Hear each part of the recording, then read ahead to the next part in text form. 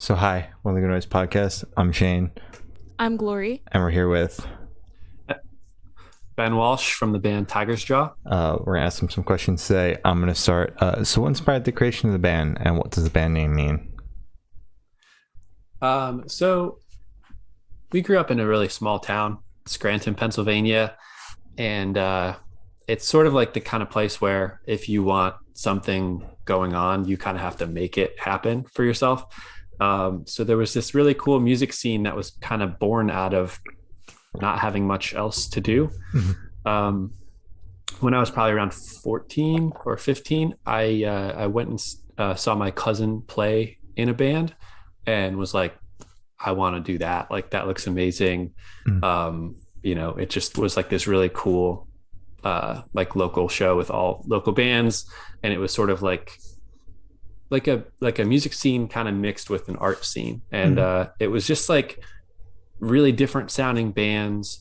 And it was just like, this is so cool how so many different types of art can be all included in the same show. And like, so there was this just existing sort of cool underground music scene in Scranton, and I just wanted to be a part of it. So I had, met some other people who were, starting bands and stuff. And my friend Adam, was kind of like, I don't know if he had just quit or was like, slowing things down with a different band. And he was like, I have these new songs I want to work on. And it sort of just all lined up at the same time. So we got together and we started Tiger's Jaw. One of our big influences at the time and kind of forever is Phil Elverum of Mount Erie, the Microphones. And the band name comes from a lyric from a Microphones song. Okay. Solid. What song? Yeah. I forget the actual song name. The lyric is "Living, loving, raw in a tiger's jaw." Oh, Okay. that's pretty sick. All Yeah. right. Yeah, it's awesome. So congratulations on your newest release. I Won't Care How You Remember Me. How do you felt the response to it so far? Of course. It's been really great. I think it's so strange to put out a record and not be able to play shows, not be able to like kind of connect with a live audience. But I mean, if we're judging on response on like social media and stuff like that, it's been really, really encouraging and really flattering. So it's been fun and an interesting new experience to release an album in the midst of a global pandemic. So we can cross that one off the list. Definitely. Crossing that Hopefully you one don't right have to off do the that bucket again. list. Yeah. Don't want to do it again. No. No. So you guys did a bunch of live stream shows through like record stores and whatnot. What was that experience like? It was cool. Like we've always sort of tried to embrace like the two sides of the live performance, where we can do kind of like the loud full band rock thing and also kind of like strip things back and do them like sort of quiet and acoustic. And when when the band was just Brianna and myself for a couple of years, we did a lot of that. And then now that Colin and Teddy are officially in the band, we wanted to sort of still keep that side of it up. We love like the smaller sort of intimate acoustic shows, and it's just like kind of like most of the songs start that way when they're being written. So it's cool to like pull everything back and kind of like play it in that same sort of like early stage of it. Definitely. So it was cool. Like, it's strange because you're talking to a computer, you're performing in front of a computer, and you're like, well, on the other end of that, there's people all over the place that are watching this. And it's just like kind of a surreal thing, but at the end of it, we were doing like Q&A stuff as well. Connect with after the performance.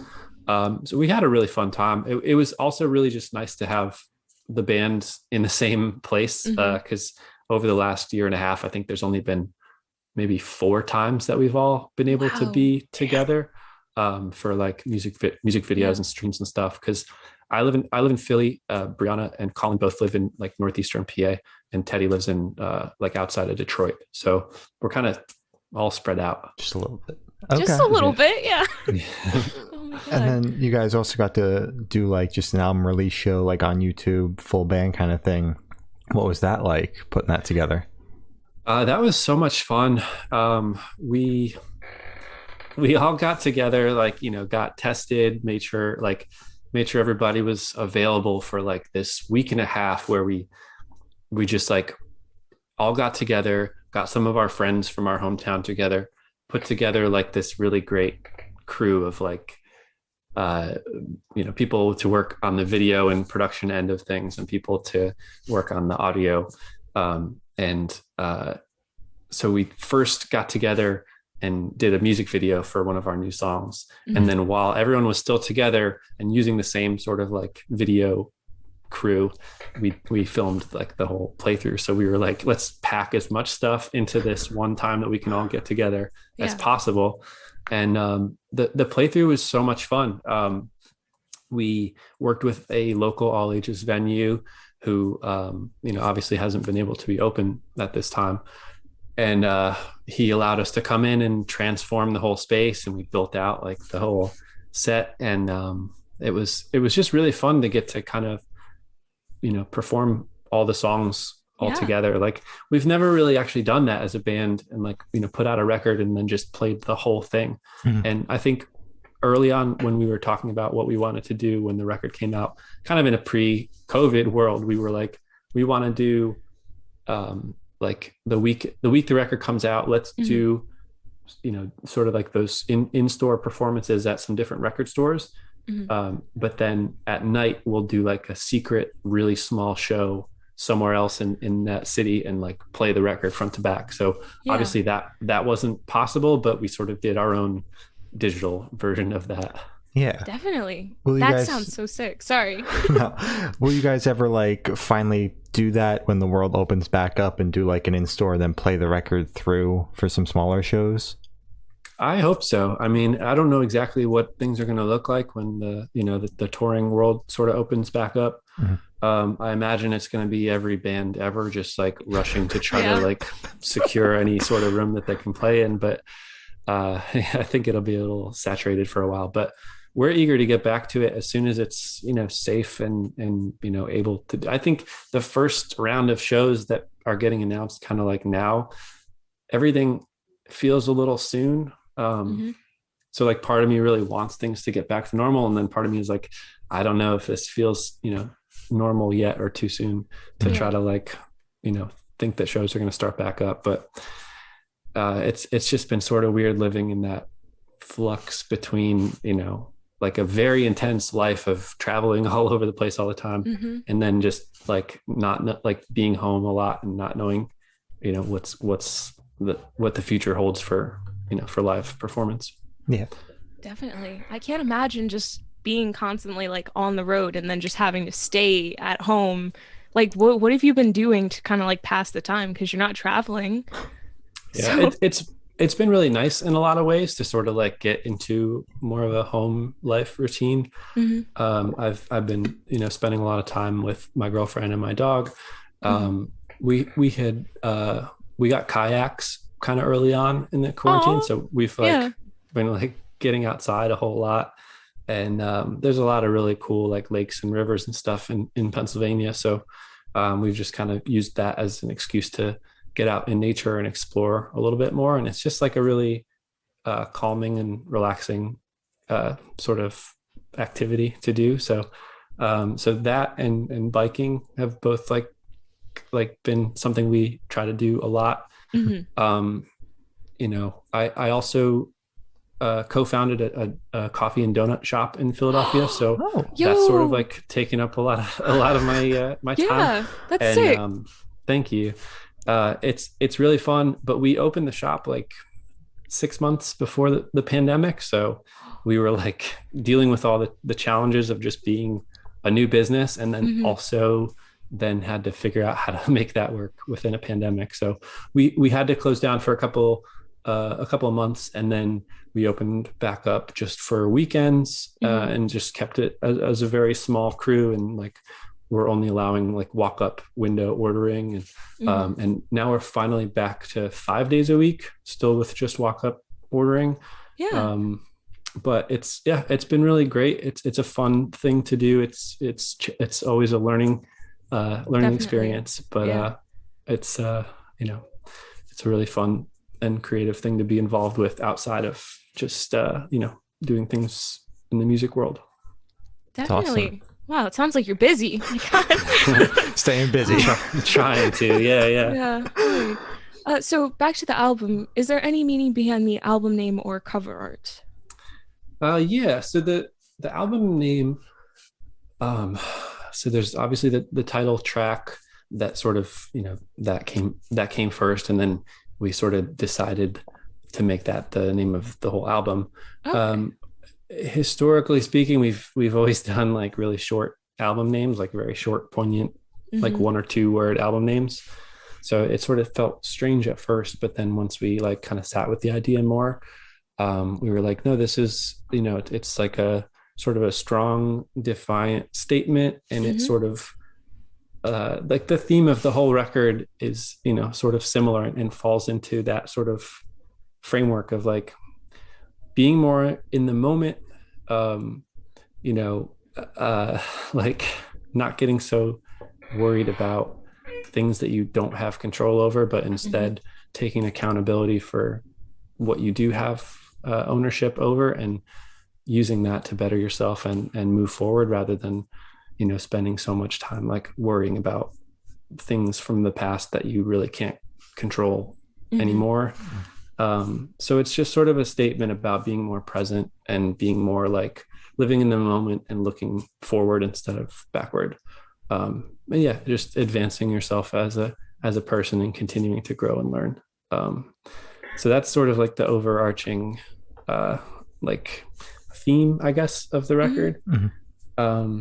And yeah, we just like we're sort of stuck on the name for a while, and then we were like, well, what if we called it that? And everyone was like, yeah, it's kind of long. It's kind of a long thing for a title. But yeah, the more we sat with it, the more we were like, yeah, this feels absolutely right for this record.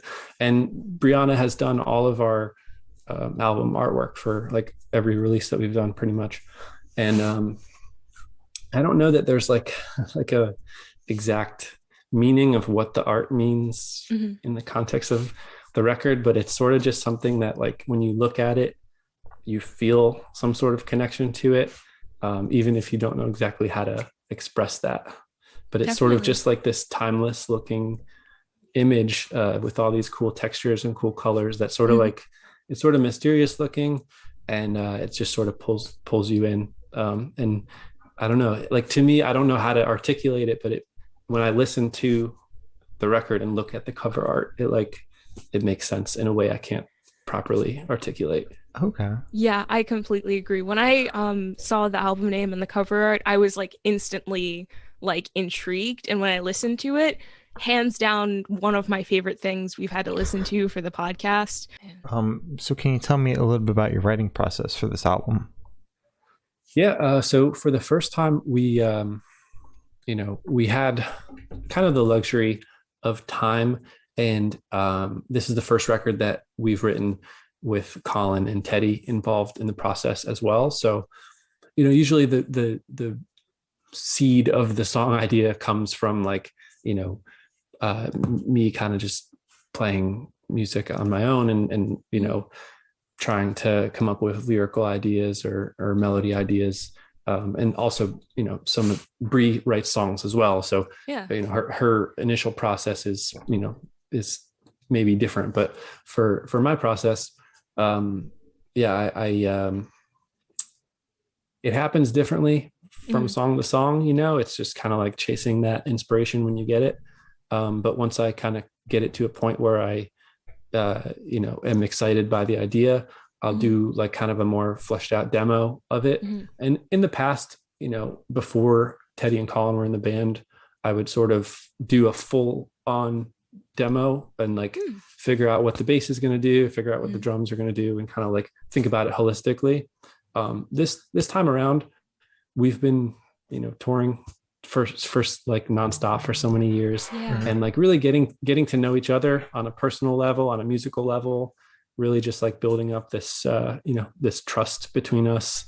So I was able to really bring those ideas to the rest of the band at a much earlier stage and make it a more collaborative thing. So in like January of 2019, we sort of put together this plan where like once a month for a couple of days, we would get together and go through all the demos and like work on songs and build out the record. So for the first like 5 or 6 months of 2019, we would get together and just like jam through the songs and like re-demo them and keep like refining them until they got to a place where we were like, all right, this is the best version of the song. And then we got into the studio in I think late July, and we were there for 5 weeks, 6 days a week, 10 hours a day. So it was very Jesus intense. Christ, dude. Spent a lot of time on this. God damn. Oof.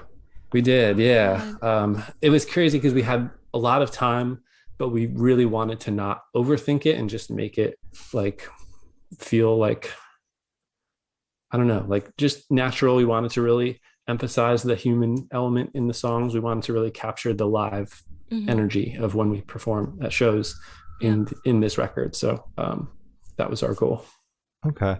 Since you wanted to like capture the live aspect of it, did you guys record it like all at one go, or did you record piece by piece? We sort of did a hybrid of the two techniques where we did pre-production all live in the same room and then used that to build kind of like the click track and the scratch tracks. Because in the last record, we sort of just set the tempo and I played a guitar, and then I went in the room and played drums to the recording of the guitar. This time we all played the songs together and then used that as the framework for building out the actual recording. So like when Teddy went to do the drum track for the actual take, he was playing along to the pre-production of all of us playing the song together. So it had this very live feel, but we were able to get the isolation of recording just the drums at that time. So it was just like a more sophisticated way of like building out a better way to do scratch tracks. And still retaining that really like live in the room with everybody sort of feel. Yeah. All right. That's so smart. I usually, if bands are like, oh, we wanted a live aspect, they're just like, we just kind of played all in a room and put that on the CD, and it sounds good. But the fact that you guys just kind of still did it kind of piece by piece is so sick, and it still came out sounding live. It still had that energy. Yeah, it was sort of a best of both worlds approach in that way. So it worked really well for us. I know some bands work really well kind of capturing just that full on live performance and then doing some overdubs. Some bands work best like totally just tracking piece by piece. But for this record and what we wanted to make it sound like, that it was like the best way to kind of capture that. Definitely. Awesome. Can you tell me where Headspace was while creating this album? We've been doing this band for a long time, and it always comes from a place of we love traveling, we love making music, we love performing, so it was kind of just like a self-reflection of like, where am I at in life? What do I want to accomplish?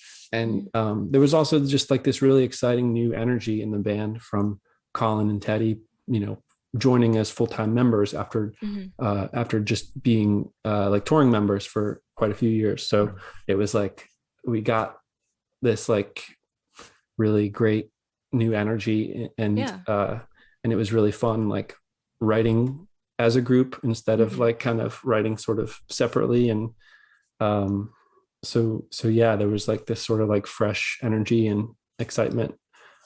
So I was in a pretty positive and good headspace while making this record. It's a better answer than we typically get. Yeah. Happy to hear that. I'm very happy to hear that. You usually get the tortured soul. I was in my worst spot ever, and this is what we made. So what band or artist influence do you think you can hear the most on this track or on this album? In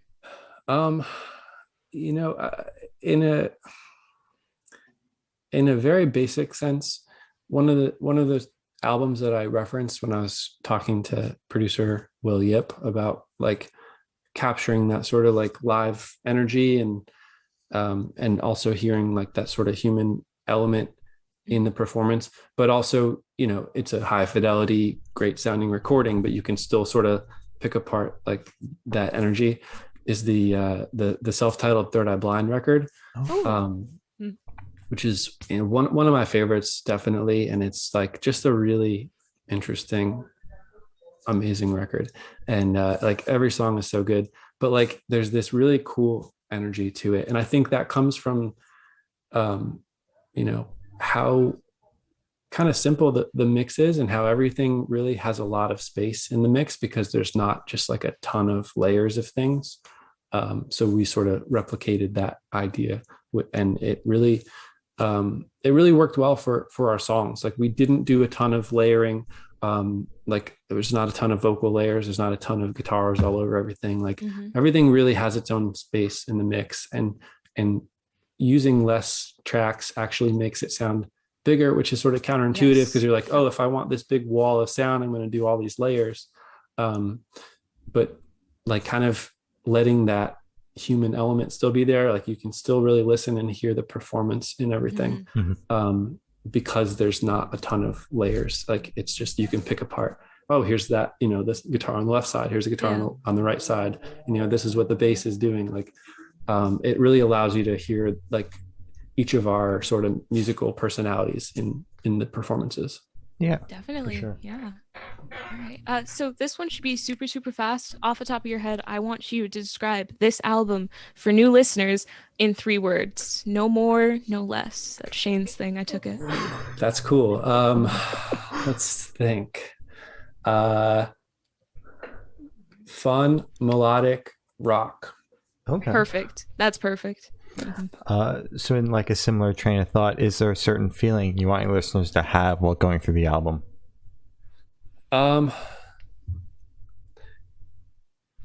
It's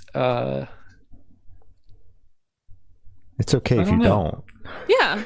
I don't think I have a specific one, but I think in the context of like our body of work, like all of our albums, like, there's sort of the themes in them have sort of grown as we've grown as people, and I think this record, compared to some previous ones, people tend to associate our music with like, oh, these are really sad songs.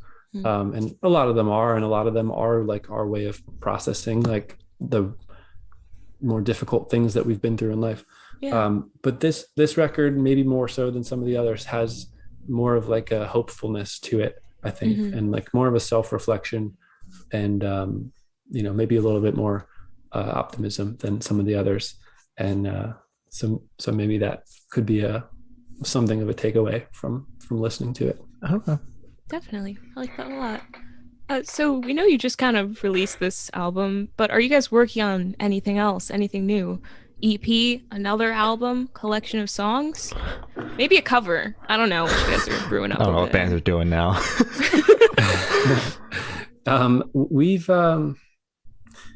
one thing that we've been working on, we've recorded them already, but we did a bunch of like stripped down acoustic performances. Like after we did the record store digital in stores, we were like, this was really fun. Like we're all together. Like let's try to film a couple of these, because those weren't like posted anywhere. Like the only way you could watch them was if you had pre-ordered the record through that particular store. So while we were all together, we filmed performances of some of those songs.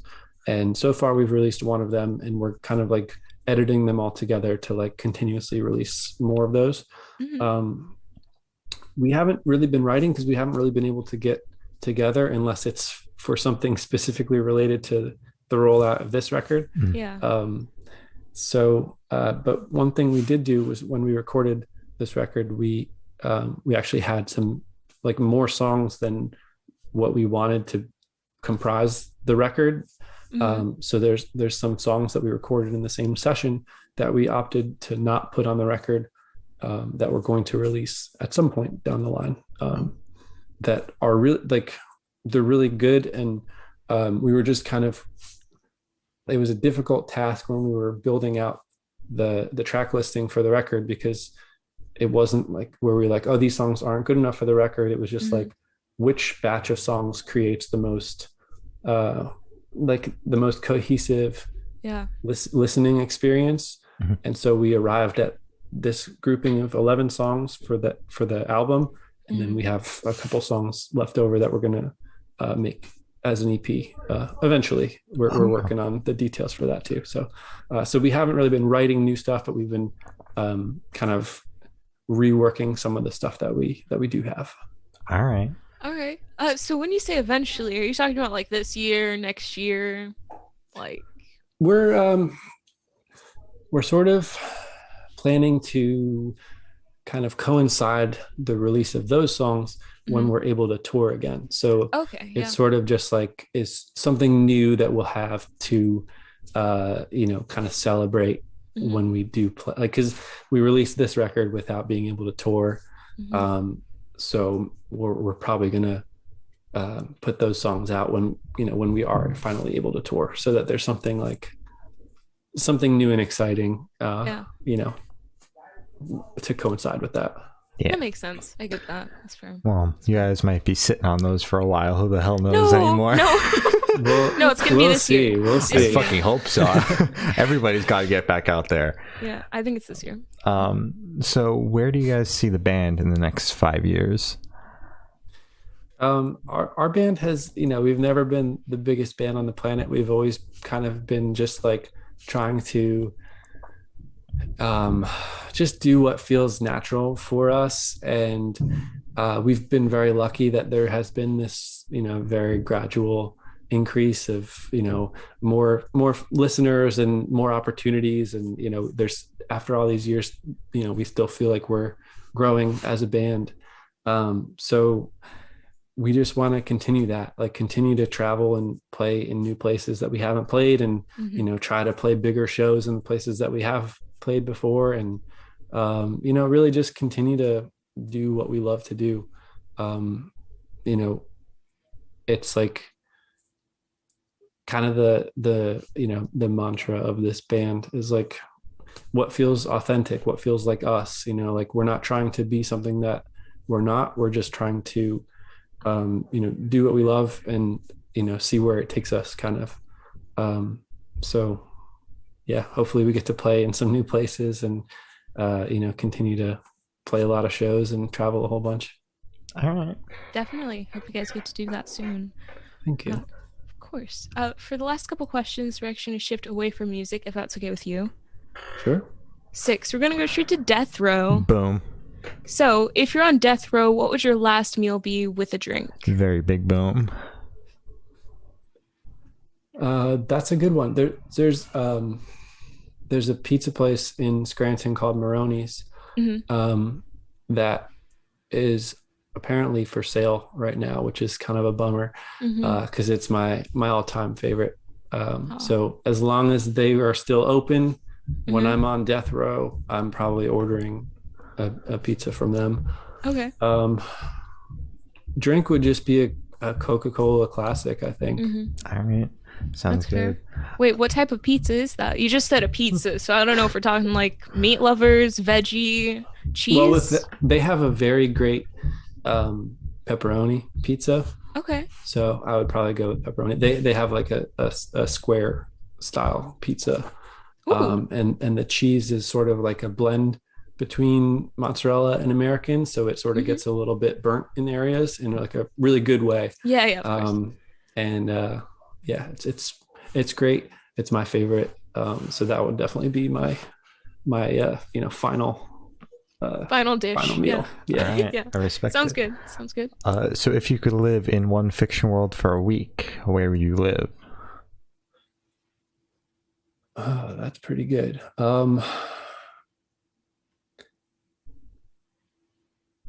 I mean, I right off the bat, I thought of Middle Earth, I guess. I've always wanted to go to New Zealand. So that would be pretty awesome. I agree. Is New Zealand like on your tour bucket list then? Absolutely. Yeah. We haven't gone yet. And I would love to play some shows there and get to kind of explore it a little bit. Yeah, there's just something about like that part of the world that's super exciting. Like when we got to interview bands from there, I was like, holy shit, we're interviewing bands from Australia and New Zealand. Holy shit. Yeah. That's so cool. Yeah. So I have the honor of asking the last question. Every single person we've spoken to has actually said it's the most important question. What is your favorite color? Ooh. Historically speaking, it's been green. Okay. But lately, I've really enjoyed the color purple. That's a good color. Purple's a great color. Yeah. Yeah, it really is. I think I've underappreciated it for most of my life. Definitely. And now I really like it as a color. Okay, but like what shade of purple are you vibing with the most right now? Like a lavender, like a lighter sort of like pastel purple, I guess. That's good. Correct answer. Joking, I'm playing. So as Gloria said, that's all the questions we have today. Is there anything that you would like to plug? You know, our new record, I Won't Care How You Remember Me, came out in March. If you follow us on social media, we're going to be posting some alternate sort of acoustic performances of those songs over the next probably couple like weeks or months. I wish I had shows to plug, but you know, stay tuned for that as well. I hope everybody's, you know, staying safe and doing what they need to do for their own mental well-being. And you know, I look forward to playing shows and traveling whenever we can. Hell yeah. Definitely. All right. Well, thank you for sitting with us. It's been Ben from Tiger's Jaw and We're the Good Noise podcast.